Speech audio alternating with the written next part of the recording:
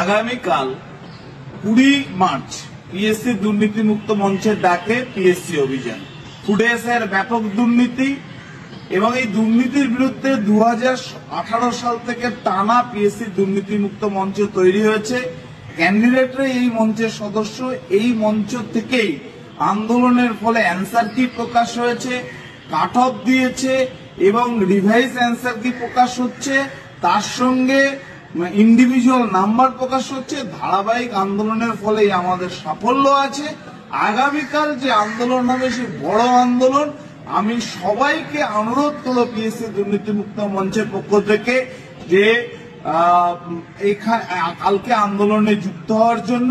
কালকে বেলা 12টায় পিএসসি অফিসের সামনে সবার সাথে দেখা হচ্ছে। যে লড়াই শেষ তাক, দুর্নীতির বিরুদ্ধে নো মার্সি, দুর্নীতির বিরুদ্ধে এই লড়াই আমরা লড়বই। এই লড়াইতে সমস্ত ছাত্রছাত্রীদের আহ্বান জানাচ্ছি।